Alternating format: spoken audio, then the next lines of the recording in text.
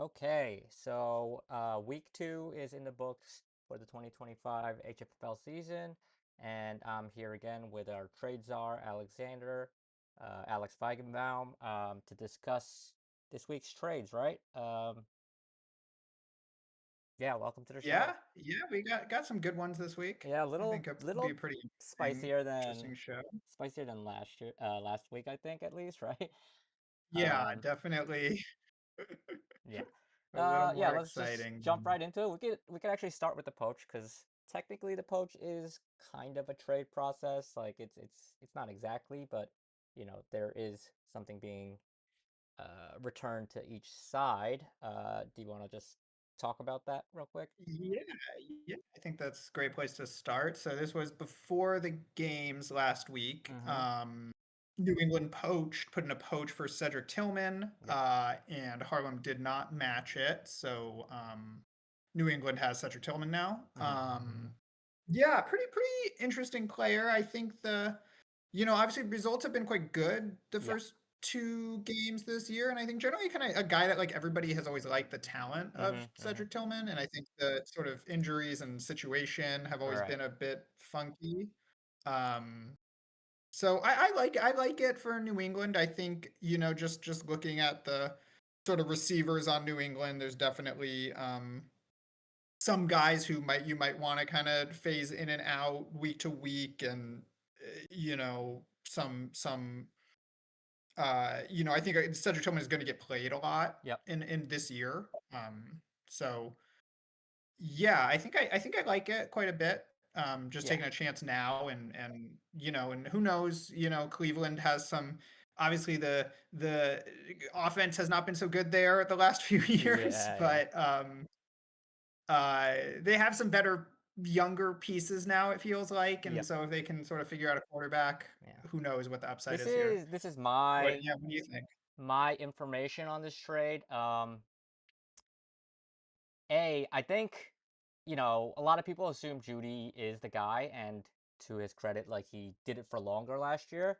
But before Tillman got hurt with a concussion last year, um, and after Amari Cooper got traded from the Browns last year, I saw a stat that said Tillman and Judy have played together uh 6 games without Amari, like after Amari Cooper got traded, and Tillman outscored Judy in 5 of them. So it's Wow. actually a little bit more up in the air than I think a lot of people were saying maybe before the season. Obviously, a lot of those games were with Jameis Winston, and Tillman also got a concussion, so he basically did like nothing the last month plus of the regular season last year, while Judy, I think, finished quite strong, right? So, I mean, that's why Judy was valued a lot higher going into the season. But there's some uncertainty there in terms of how, like, what are you believing, right? It could in fact be Tillman as the better talent or uh, preferred alpha wide receiver there, right? So that part I think is really interesting for New England. And secondly, I think there's been a trend in the NFL lately where bigger wide receivers take a little bit longer to like get used to the speed and getting open in like the NFL. Like Nico Collins is probably the best case where his rookie year, it wasn't immediately just popping off. And then, we saw last year, like, he established himself as the alpha target. So even though Cedric Tillman didn't do, too much early on in his career, um, this could be a legitimate breakout, right? So I really like the swing by New England at 0-1, and they had plenty of bench spots to like play with. It's a little bit aggressive to like put a future contract on something that unknown, but you're not going to get the guy if you wait until like everybody agrees that it's Yeah, a good idea, exactly, right? So exactly. that's It's the like, yeah. another couple good games, and it's like, well, now this is clearly a guy. Right, right. So, yeah, I mean, I think just a good sign of like really strong process by New England. And I get why, Harlem at the time just doesn't match it. They're not in the same place as New England, so it's not necessarily a trade or a decision that, doesn't make sense for one side or whatever. But yeah, I just like to highlight Yeah, like I think Harlem's also kind of in a spot where they have so many guys that you're already like yeah, next yeah, year's y- keepers are going to be hard decisions. yep, yep, Adding a sort of, it gives you a lot of work to start moving yep, people hundred around or percent. potentially trading, like same as this offseason where it's like you're potentially Mm-hmm. trading things a little bit under the value Yeah, that they might be worth in some sort of, yeah, theoretical open market because you have to get rid of people. yep. But yeah, just good process, right? That's what I saw. Yeah, I was yeah, like, really okay, nice. it's a thing that maybe not everybody believes in Cedric Tillman, but for the reasons I outlined, like there's definitely a path to this being pretty good for them, and you're 0-1, and New England, using the resources they have to try to improve their team quickly, and if it flops, like dead cap isn't great, but it's something you can live with, and it's the type of aggressive play I think that keeps you in the mix every year. Yeah, for sure, Yeah. for sure. And they also Then, promoted Penix this week, which yep, is yep. Also, yeah, sort of a yeah. I little think bit by necessity with yeah, already injured, New but England has like two championships over the last like 6, 7 years, and like yeah, they clearly have like a slightly unique process, like, but it definitely works, and like they make their moves with conviction, and obviously I've had situations where oh I'm like oh they're pushing in, and like I don't think they're like that close to being a contender, but like you can't argue with the overall results. So yeah, good mhm, good trade. yep, yep. Next trade. Nice. Yeah, next is our Mars and OC. So Mars trades Pickens and two Fab and gets back Stephon Diggs and David Montgomery. So Mr. yeah, pretty. Cardi B, right? Yeah, Is that yeah, is that's that right. Diggs, That's right? right.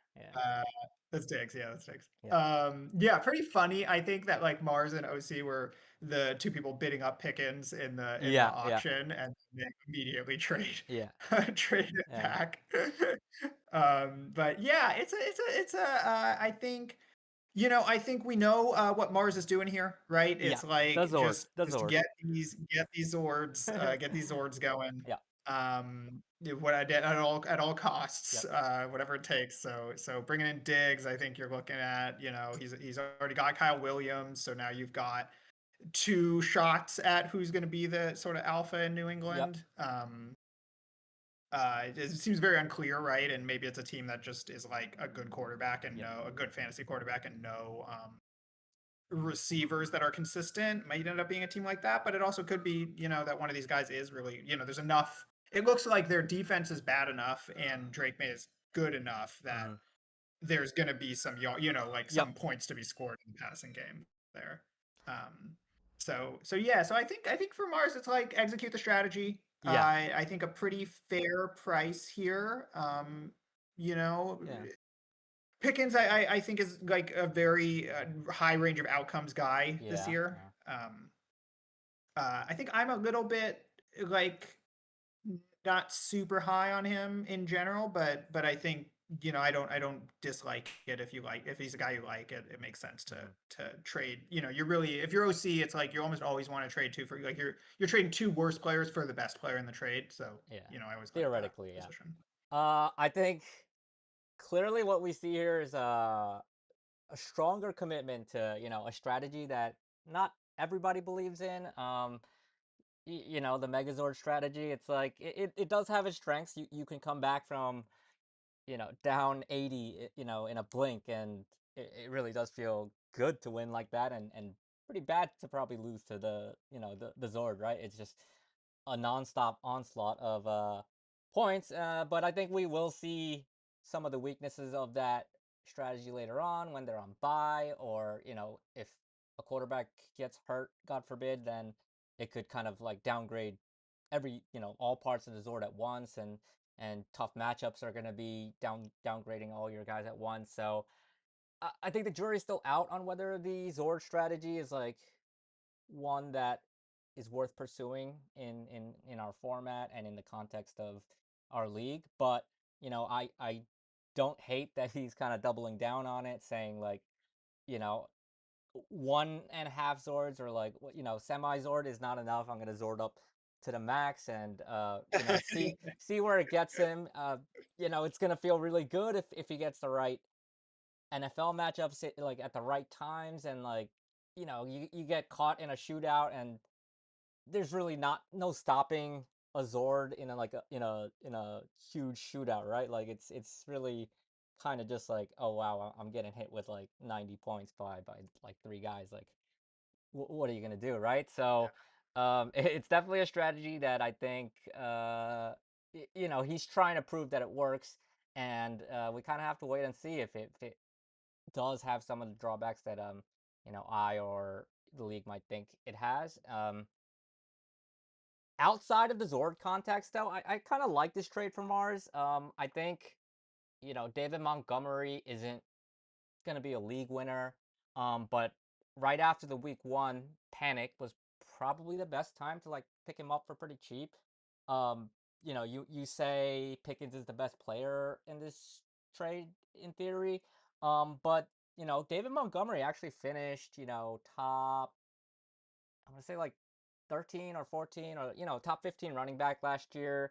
And you can't expect the exact copy paste of last year, but I do think people were probably panicking a little bit too much to a week 1 where the Lions faced a tough defense, and their whole interior O line got changed out over the offseason. And a lot of the issues week 1 were miscommunication. Apparently, they ran the wrong like play, like they were pass protecting it on one down when it was like a run play and stuff. And while I'm not sold on that interior O line being good or even like usable, I do think maybe week 1 isn't necessarily representative of what uh the Lions run game will look like over the course of the season. More than ever, teams are skipping preseason, so I think we do see a lot of like issues ironed out in real time in like weeks 1 and 2. And I think that's like part of the new, meta of fantasy football is like kind of wait to see where people are really overreacting in like weeks 1 and 2 and identify, oh, okay, like I can see this kind of like being an overreaction and getting fixed. So in terms of like value that Mars got back, I think, that's pretty good value even outside of the the Zord strategy. So this was a trade that I think I liked a little bit more for Mars's side. But yeah, I mean both teams are Yeah, that's picking up stacks. So we're seeing some stack strategy, and in the context of trying to open up roster spots for OC, like they have a lot of depth. So in theory, I do understand what his goals were too. So yeah, yeah. I think that's an interesting point about Montgomery. That is a guy that you can start. It's like not right, a yeah. he's especially when you look at sort of Mars's running backs. I think it's like we haven't seen a ton of good stuff from Braylon Allen and Pacheco hmm yet. So maybe Or nice Trevion to Henderson, to I grab another. could be like a Yeah, yeah, been slower developing a little situation. slower. So the guys like David Montgomery Sure. that fill in for when your roster needs it, they're pretty underrated. Like it sucks to take a 2 or 3 from a flex spot or a running back spot while you're waiting for your talented rookie or somebody to come back from injury. The David Montgomerys will probably sneak you out like 1 or 2 more extra wins during the season, depending on like how your team is constructed. So yeah, Yeah, I yeah, thought for pretty sure. smart trade. Yeah, yeah. So I think I get it. I think duos. Orange County always a team that is like if they got a guy they like, it's like Yeah, that's the direction. yeah, So yeah. I think makes sense to go get your guy. You got Dak. You're watching the Cowboys anyway. Let's get the stack going. Um, I am really hoping Mars makes the playoffs this year because of the Week 15 New Yeah, England versus Buffalo. yeah, yeah, It's yeah. just gonna be the Yeah. funniest thing in the world. It would be a spectacle, like just kind of strange and hectic to just have 90% of your fantasy yeah, points are in one game. it's a little crazy to have it all. It's a very all or nothing type of like bet in a high pressure and like tense situation. So yeah, I mean that would be really funny. Yes.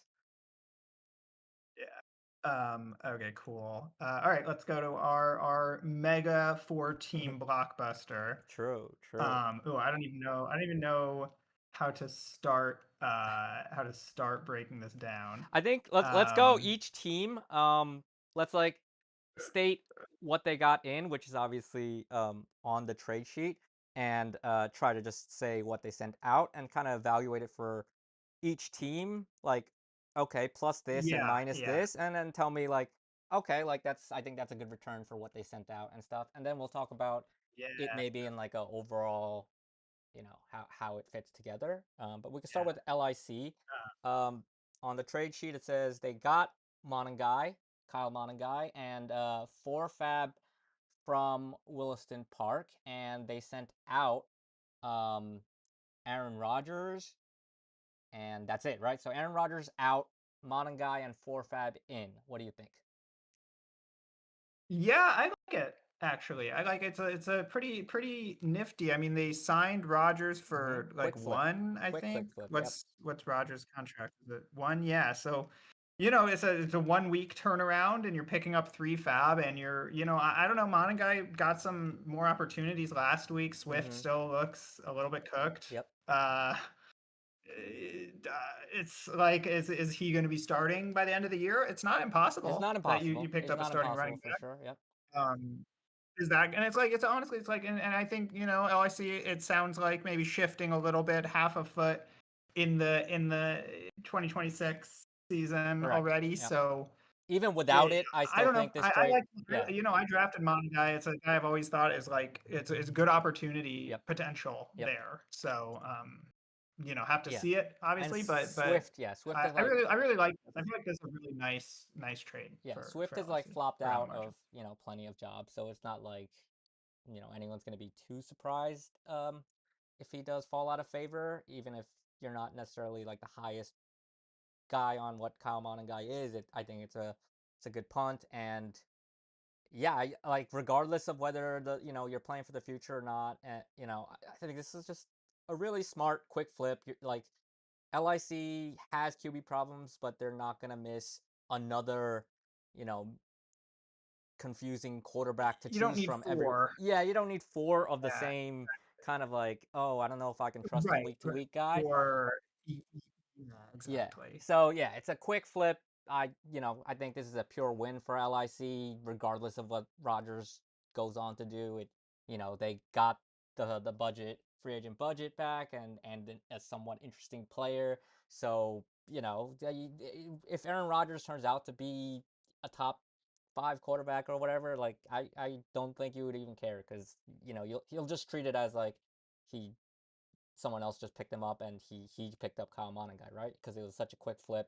He didn't really linger on it, and yeah, I mean, yeah, I don't think there's that much more to say for LIC. So we'll just move on to the next team. Williston Park gets Aaron Rodgers, and going out is five fab. So that's pretty much as simple as it goes. Yep, that's right. Yep. I mean, there's not a whole lot to say, but you want to give context or opinions on that leg of the I trade, mean, I guess. context is Yeah, Burrow yeah. got injured. I Hmm. think it's context here, Yeah, so yeah, had to exactly. get a quarterback. I Yep. think it's like you can look at who's available. You need a quarterback. Hmm. Five fab. It's like could you have waited and seen what happened on waivers and then Hmm. tried to do this like on Right. Friday? Yeah. Was someone else gonna scoop up Aaron Rodgers? I don't know. I mean, maybe. Yeah. Maybe. It's like, could you have tried to get, Jake Browning for three fab? I Hmm. don't, probably could have tried, but it's kind of nice maybe just to lock something Yep. in. It feels like a slightly more than maybe just because there's like several starting quarterbacks on the Yep. waivers right now because of all the injuries, and like maybe you can get someone else on the margin here, but Yep. you're probably looking at like a real like changing it up every week Hmm. if you're not like Rogers at least is like maybe the last guy I feel a bit like okay, I can just plug him in and let him go Yep. every I'll week give and you a at least have a question. chance. I'll give you a question. You can choose to answer it honestly, or if you have interest in any of these guys, then you can decline or lie. But of the guys all on waivers, that's Russell Wilson, Carson Wentz, Jake Browning, Tyrod Taylor, and Joe Flacco. and Aaron Rodgers. So those six, who would you choose um, for the rest of the season, or assuming however long Right. Burrow Right. is, like Yeah. who is your choice? Yeah. And I'll I tell you would my opinion. I would yeah, I would do Browning would be my first one. Yeah. So yeah, I think that probably true for me too. Just because the weapons are almost foolproof. The offense is gonna be, I mean, the defense is gonna be, shaky enough where unless Browning loses the job or gets replaced, or they trade for a guy, which I think is possible. I think Browning is probably the highest upside out of all the options that I just named. I will say there is something to just going out and getting your guy, and Chu could still bid on Browning, right? It's kind of like not preventing him Yeah, from also, yeah. yeah. So it's not a if, I mean, this or that like situation. And we have no idea what Browning is going to go for. So prices, I think, yeah, at least somewhat matter. For Fab for Rogers, I think is a reasonable backup plan for if you don't get your first choices, or like I get the setup here. So um, yeah, I think there's not too Yeah, much more to I say completely agree with that. about It's not yeah, it's not about five for Rogers. It's like makes sense. yeah, We'll it's move fine. on to the It's nice and safe and you don't have to worry about yeah it. next team. Tyler Algier in, and Monangai and two free agent budget out. Um, yeah, I'll just I mean I think the context here is New England has Bijan Robinson, um, and Algier has proven to be somewhat, usable in the past, right? So he's probably one of the handcuffs where if the lead guy does go down, you could probably just stick Algier in there and expect decent production at least, right? It's not like it's not going to be a complete confusing situation of who steps up, or like are they going to split the role further. So, um, you know, sending out Monangai and two Fab. I like those guys in like, or I like Monangai in like a vacuum, but for New England, the thinking and the rationale is quite clear here. Yeah, yeah, I think you get where it's coming from, uh, you could even do the I don't think it would feel that based on what we saw this week in this last Falcons game, it's like you wouldn't even feel that bad starting both of them, Oh yeah, you yeah, know. yeah. In during bye weeks and like injury crises, Yeah, there are yeah, certainly exactly. worse situations than playing both guys. Like they run the ball a good amount, so it's definitely a decent emergency play. So yeah. Yeah, and working his way toward a Zord now with Penix and Bijan and Algier as like a He sort is. of Yeah, he a is. one-sided Zord, I Yeah. guess. So yeah, two feet, 2 feet, two legs of the Zord. Yeah, that's right. That's right. Um, and then the last leg is, probably the most boring. That's three Fab incoming and Algier outgoing, right? So, it does open up a little bit of the roster clog for Harlem. I think that's part of the context is Ye- they have a lot of quarterback injuries right now. A lot of uncertainty about quarterback, and uh, to pick up quarterbacks, you're going to have to make a little bit of space, right? So, not a terrible idea to get something back for, a running back that isn't going to be crucial to their season long strategy or roster construction. Algier, I think, is as good of a punt on, a handcuff to see if it becomes something. But because of the injuries, I think they had to kind of clear some space and make some room for um, quarterbacks. And I think this is kind of like, the question where I asked you, like, for Williston Park, like, which quarterback of the six would you take? And Harlem is kind of taking the other way. I think they're saying, like, no, Rogers isn't their first choice because they could have just probably stepped in and either beat or like been a bit more aggressive for him because they also have the quarterback need. So yeah, we'll see after tomorrow what they end up with quarterback wise, and to be fair to them, like their quarterback injuries are shorter term, so they can definitely roll with a Browning that might lose his job, or a Carson Wentz that might not be starting for much long. Like some of these guys are a little bit more temporary, so I think it fits a lot better for them to kind of just play the higher ceiling free agent plays. So yeah, we'll see what they end up with, but I mean, yeah, picking up three fab for a roster spot they I think wanted to clear, being the context. I think also a decent trade, right? Yeah, yeah, I like it. I think it's kind of shrewd, and go turn that fab around and bid an extra three for Exactly. whatever guy you were going to get Yeah. anyway. Go to nine for Browning instead of six, and just kind of lock it in, Yep. basically. Um, I think it gives you that kind of flexibility. So, um, yeah, I like it. I think it's a weird, like, it's kind of goofy to put together a four-team trade that has no Yeah. serious players in it, When but I got the you kind of notification, get it. Like, when I got the notification and I saw like four teams, I was like, "Oh wow, like maybe something like, you know, pretty crazy has just gone down." And then I clicked to open a trade and I'm scanning it and I'm like, I don't know if I care about, any of these players, moving in relation to like my team, because a lot of times like you see a trade and then you're like, "Oh, I really like that guy," or like, "Oh, I can't believe this team got rid of like this guy, like, I thought that was going to be, like there's usually a genuine reaction to like what I see happen, and then I clicked it and I was like, I mean, yeah, okay, I kind of get it, but I also don't want to spend the brain power to like figure out what pieces are uh, moving in which direction, because I mean it's all free agent budget and like bunch of like low roster type of guys, so it is a little bit disappointing that I think our first four-team trade is like this one. Like it's not gonna have ramifications beyond, I don't think, like, a couple of weeks, much less like this whole year. Um but yeah, kudos to everyone involved to, putting something together that makes sense for four different teams to yeah, execute at the same time. yeah. That's admirable in some way at least. So we just talked it out, and it pretty much makes sense for everyone. So they didn't force it too much. Like it wasn't just like for shits and giggles. Like I see what every team is trying to do here. So a fine 14 Yeah. trade.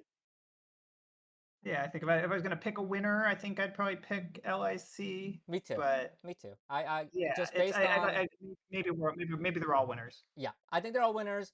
The upside is probably highest for LIC just because um Monangai, I think, has a non-injury path to being, you know, a startable running back, Yeah, whereas, Rogers probably isn't going to be a plus plus, quarterback at most, and Algier probably relies on an injury to be more than like a emergency flex fill in, or something like that, right? So I definitely think LIC, from what I hear, like kind of like cooked this trade up the most. Like they were actively like chasing down parts of this trade, and yeah, I mean, it looks like I like the upside for them the most. So at least the time they spent working on this trade, not not completely wasted.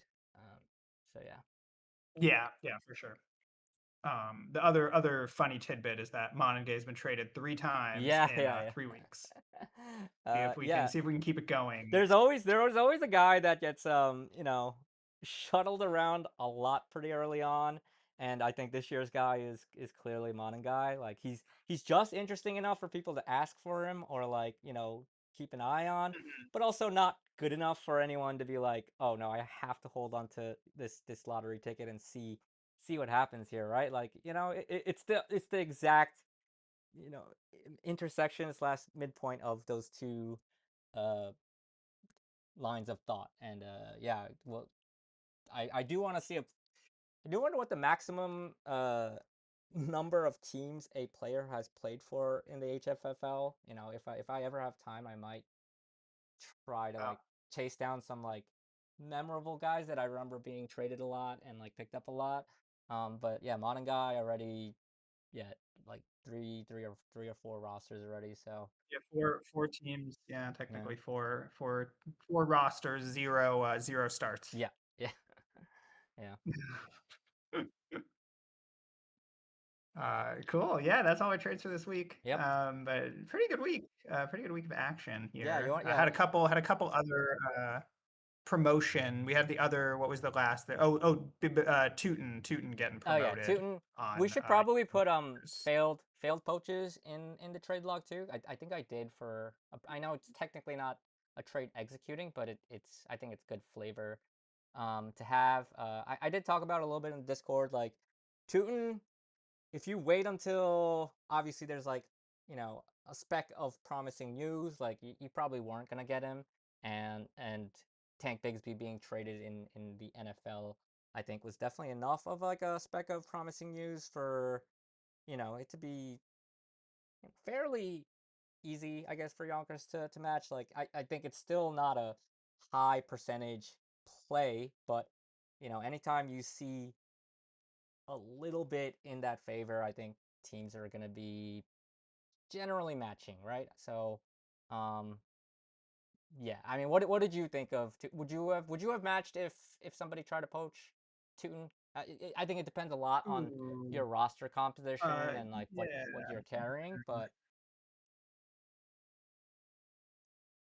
Um, yeah, I think right, if it was like my roster right you're now. right. Yeah, Yeah, I think I probably would have. I think I would have. yeah. It feels like he's like already getting some pretty good chances there, I Hmm. think. And um yeah, it feels like a pretty good chance it's a guy you want next year. Yeah, and So if you don't have a ton of obligations for next year in terms of like yeah, really good yeah, keepers that that you're too. like, oh, I'm not gonna have room for this. Like if it's not like that, worst case you cut him or you trade, Lad McConkey with him to get him off your roster later on.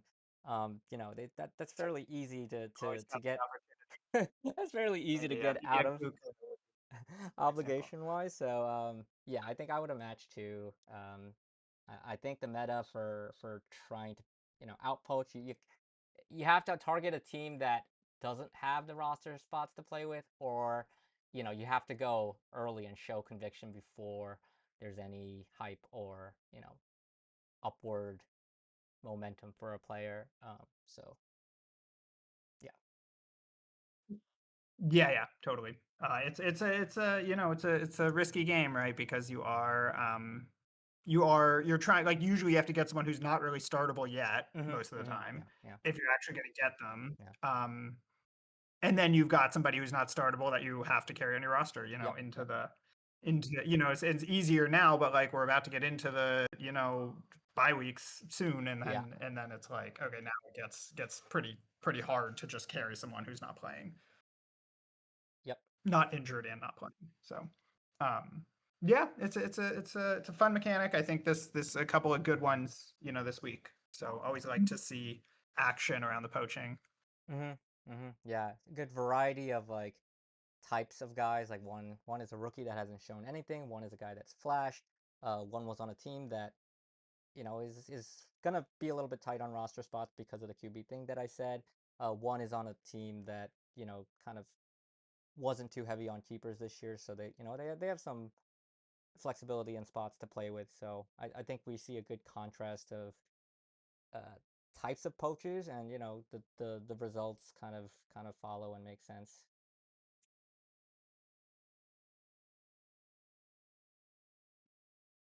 Cool. All right. Well, that kind of covers our transactions for the week. Yep. Any spicy stuff you want to go over in the matchups? I don't know if we need to break them all down Yeah, like we did last week yeah, with we don't just have to. Yeah, we don't have to like break it down in depth, but yeah, I mean, we maybe we'll obviously the big news is then.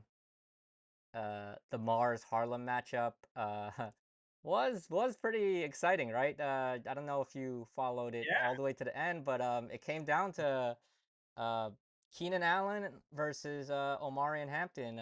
Then it was like basically tied going to that game. That's like, you know, as close of a finish as it, or Yeah. going into the last game as it gets.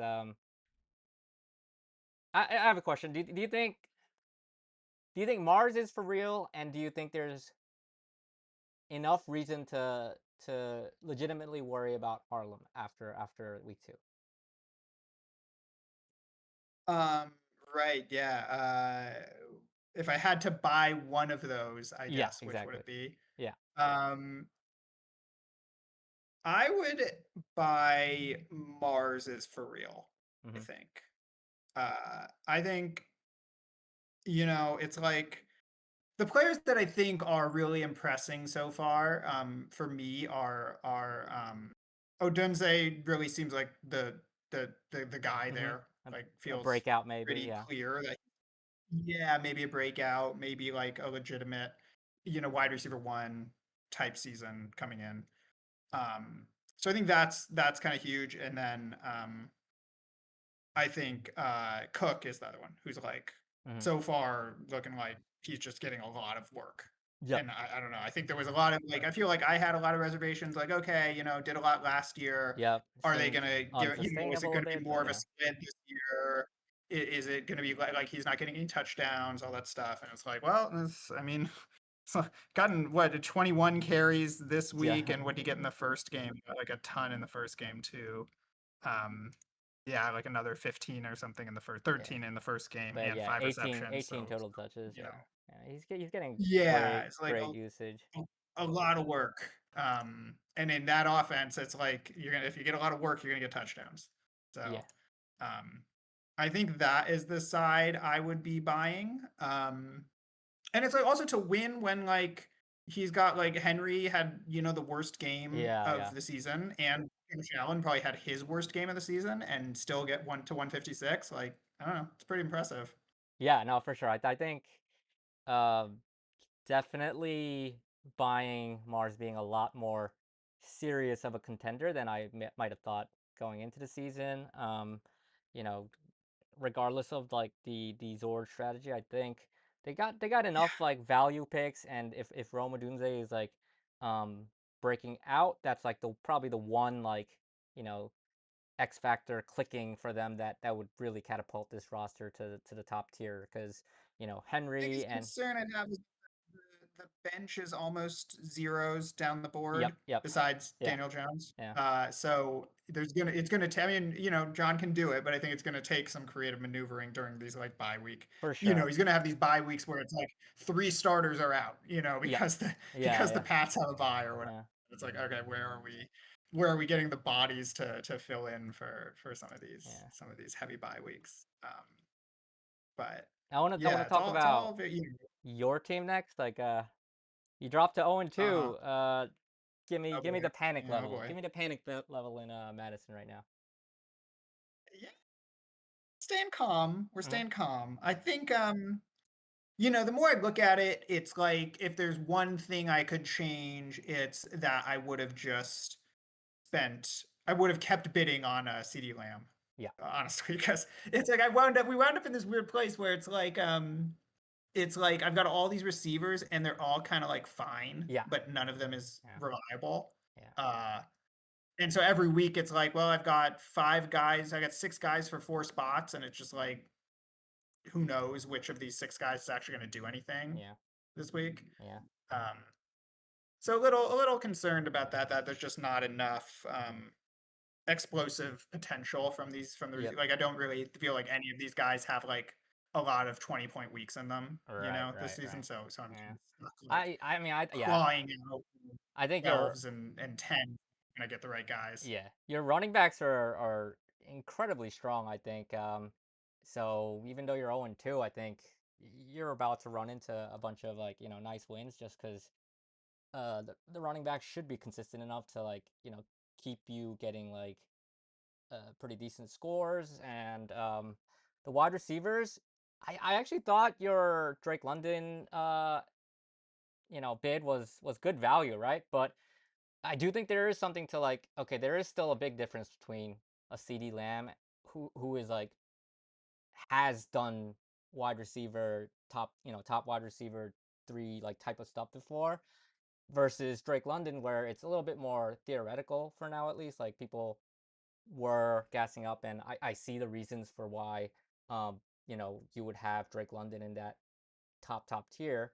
But until he actually does it, like, to the extent that people think, like, uh, you know, CD I think is worth that extra money. So I do agree that it could have been a little bit better if you just spent more there, and then you could have just gone cheaper on like one of your other wide receivers and not been Yeah, that much basically, no. not that much worse off, right? You might have paid for like kind of a middle tier of wide receiver that kind of doesn't perform that much higher than like the cheap tier. So maybe that's probably your own only mistake. But yeah, I was writing power rankings and I was looking at your team, and the running backs are just like so solid compared to what everyone else is kind of like panicking on stuff that it's hard to see the struggles lasting for long. It just does suck to start 0-2 because those are banked losses. Like they're in the books. So Right. your Yeah. margin for error There's kind of like only 2 yeah. There's only 2 2-0 teams, so, you're yeah really only yeah 1 game back right, from the playoffs. So right, so panic meter is not super high, but definitely, like, not ideal. thinking about, some shakeup somewhere, what can potentially happen here. Yeah, Also, 2 road games, so, we'll true. see when the home games Yeah, start true. coming in. The players play better Um, at home always. So that's the yeah exactly. yeah. Yeah, but right, and then yeah, obviously, have gotten 0 points from tight end, so Yeah, we'll see if we dude, can it's turn remarkably that consistent around though. a little. Yes, Yeah. exactly.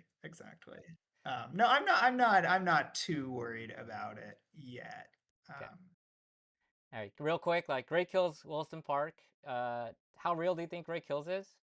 And Wilson Park, I'll say it first. Like the Burrow thing is brutal for a team that couldn't really afford any of that. Like like I don't think it was like the strongest team on paper. So losing Burrow for 3 months yeah. is just a brutal outcome.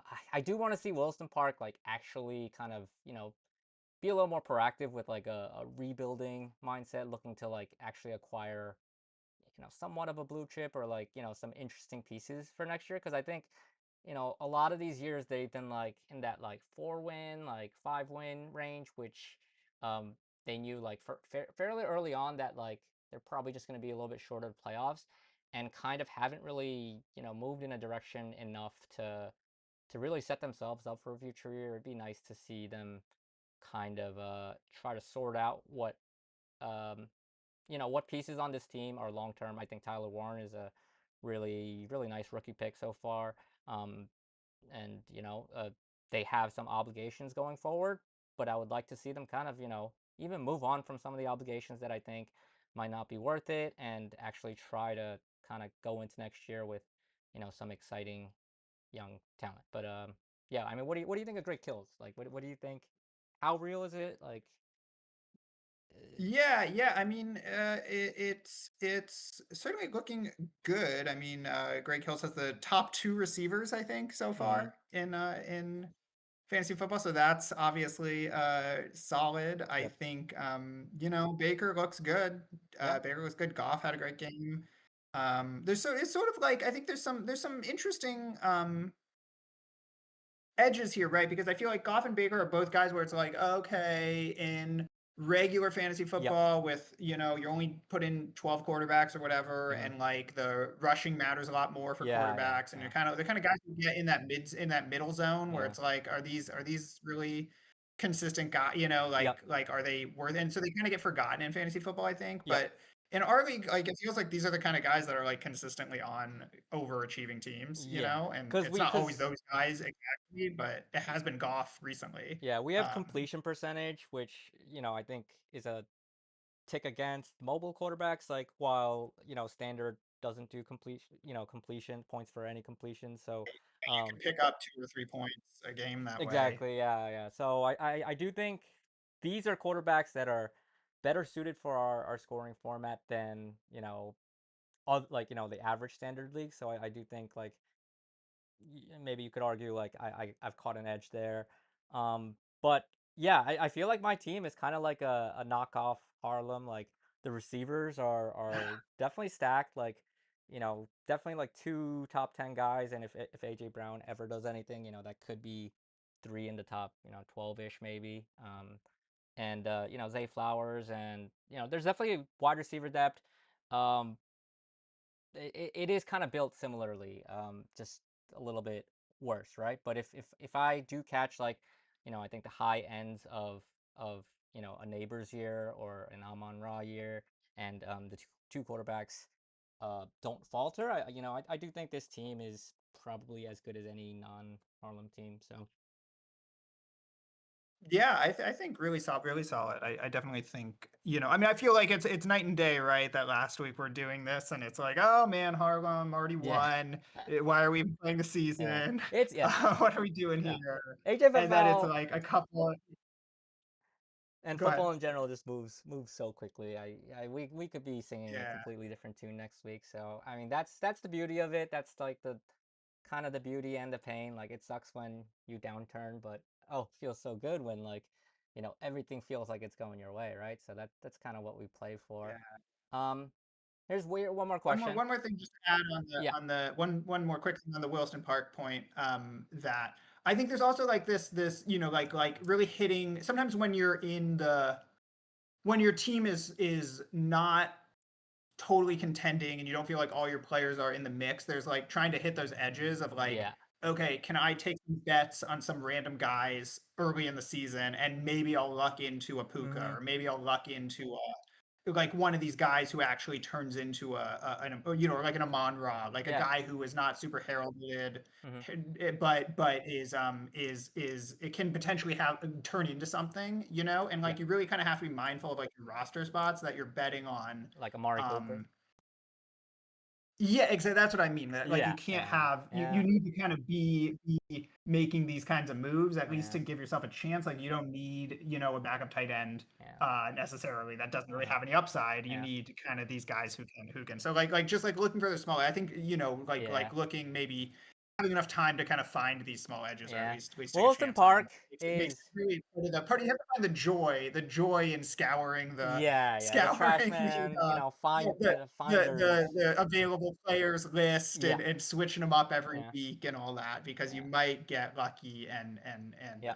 hit on somebody who turns out to being a part My of your last team. point on Wilson Park is, like, they're probably the most unlucky team over, like, the last, like, 5 years, because they had Kyler Murray as a keeper, and then he tore his ACL, I believe, and, like, missed the whole year. Right. Yep. They had Deshaun Watson as, like, their main keeper, like, and he was still cheap by the time he got suspended and sat out a whole Right. year. That's Towards pretty ACL and then brutal. suspended. Yeah, pretty brutal to lose that. They also had Cam Akers and Javonte Williams as promising young backs when, like, their stock was high, and Mm, they both got destroyed by injury. And now Joe Burrow. There's probably yep. at least one other I feel case. like I think they had Rodgers the first Jets year also, Yeah, yeah, yeah. That was brutal too. Yeah, so, like, if I remember right. on the one hand, like, that's some crazy unluckiness, but on the other hand, like, rostering Amari Cooper is, like, not doing yourself favors, right? So I want to, like, kind of let him off the hook a little bit for the brutal injuries, but also they could be doing better, right? So that's probably how my feelings go towards Wilson Park. Like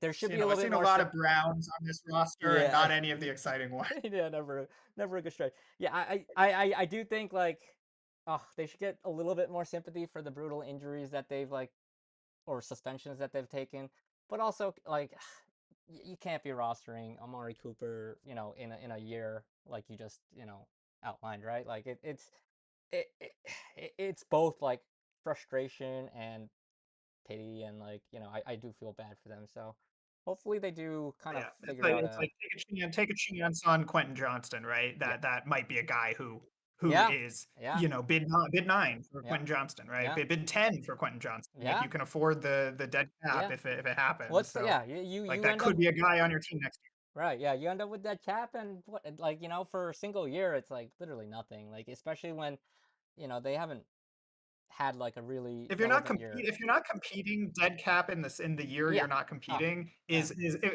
anything, sometimes it's good Yeah, because yeah. you can Yeah, yeah, you yeah. can trade, you Yeah. can fire sale even harder. Yep. Very true. Uh, Here, we'll finish with one last question.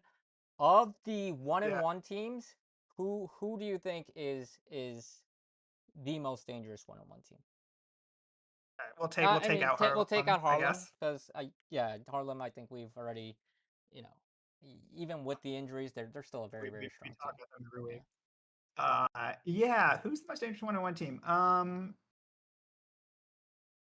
So let's see. So we're looking at Yonkers, Orange County, Wilson Park, New England, Virginia. Yep. Um, I think I would say New England is the most dangerous.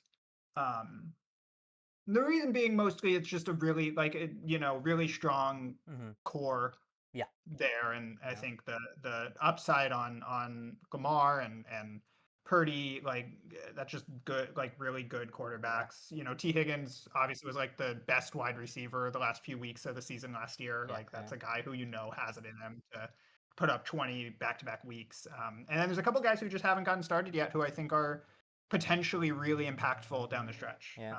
So Yeah. I Golden especially, I don't know, is putting up some good advanced stats type yeah. stuff so So far. average Good. like separation score and all that jazz. You Yeah, know. Yeah. yeah, Yeah. yeah. He's open all the time, and they're just not throwing to him. Yeah. So we'll see. I think what's underrated is like And Packers defense also could be a real that might be a real asset down the road too. yeah, yeah. I think that was a really good scoop. I think what's underrated about New England is like, everyone obviously sees Bijan Robinson, um, and then they see Mhm. J.K. Dobbins and Chuba, which doesn't feel like, oh, like that's the best running back group in the league, but like Dobbins and Chuba and Chuba for, I mean, both of them actually have been pretty consistent performers for a while. Like they're kind of like nobody's getting too excited about those guys like saying like, "Oh, that's gonna win you the league." But I mean, look at their games. Like they both had like okay, Chuba 16.65 in the first game, 16.7 in the second game. Dobbins 16 points in the second week, 13.8 in the first week. Like that that's like pretty steady and like good production for guys that I think people aren't noticing too much. You know, Yep. that Yep. running back group might be the best without necessarily being the flashiest, just because if those two guys are just like really steady and Bijan Robinson is like a running back one overall type like this year, then like that's a real strength. And then Lamar is gonna get you to quite a few wins by itself. And then Green Bay, I think really could be a really smart pickup that kind of completes this team as like a contender. There are definitely some parts that I think um, need to break out or like need to like establish themselves, but just a lot of talent all around. And Dobbins and Hubbard are guys that like I didn't get too excited about looking at the roster, but then like you look at what they've done and you're like, for a running back 2 and 3, if you're getting that kind of production, like that's a really steady like week to week advantage, right? So I definitely think like New England is definitely maybe on paper like one of the scarier one-on-one teams, but I do think like a lot of the one-on-one teams have good enough cases. I think our league has gotten so even and like the parity is like so strong that like eh, ranking these like middle teams is a nightmare every week because like I'm like I don't know, they're like all pretty good and like they all hinge on like maybe one or two like X factors like going their direction and they're usually well constructed enough where I'm like, yeah, I could totally see that, this team's X factor breaking out. Like I see the reasons for it. Like I see the line of thinking for why this guy is, has this guy and like I see where this could trend up. So, it really does feel like once you're in the middle, it's like, I don't know, like it'll come down to a little bit of luck on week to week matchups, like catching lower scores just helps, it's just kind of luck, but it helps. And then, one or two breakouts is all that separates, I think, a lot of these teams that aren't at the way top or at the way bottom. So Yeah, yep, completely agree, with all that, and I think, yeah, I think wouldn't be surprised to see a lot of the, to see another situation where we've got like, 7 or 8 teams in the mix, mhm. going into the last couple games. Yeah, it's happened a lot over the last like 3 or 4 years, and I think it's because like everybody has tightened up their process pretty much enough to where it's like, there's very few, sloppy plays or plays without some level of like good, process or thinking behind it. So it really is as close as it's been like throughout the league, and I think that's just a sign of like how engaged our whole league is, like how how seriously they kind of take this, and like they aren't half-assing it I think all the teams are having fun with it, but also caring a lot about what deliberate moves they do, and like thinking about what their goals are, like honestly more than some I think NFL owners do. So I I I do think Yeah, the league is in a great yeah, great spot. yeah, definitely true. So yeah, respect to everybody for taking it seriously and putting in the work Yeah, because it makes it more fun it for. makes it a lot of fun. Okay. I think that's it for this week. Another good week of trade discussion. I am really excited for like that first like big mega trade that kind of shakes the league, right? Like there's Yeah, usually yeah, one yeah, before like the trade deadline, at least like one where you're like, oh damn, like somebody is making like a pretty big bet in yeah. either direction. Really went. Yeah. Yeah, took a big swing on something. Yeah. And Uh, usually the bikes usually start to get frisky oh, because for it's all of a sure. sudden you're like, Yeah, okay, for sure. got, I've got like you got real imbalances where it's Yep. like, okay, this I Yeah. really need to win this game, and I don't have a quarterback. Yep, yep, for sure. So, yeah, I'm really looking Uh, forward to that. All cool. right, Yeah. thanks All for right. I being on the think show again. I'm. Yeah. Yeah. All right. Perfect. All right, See you later. peace.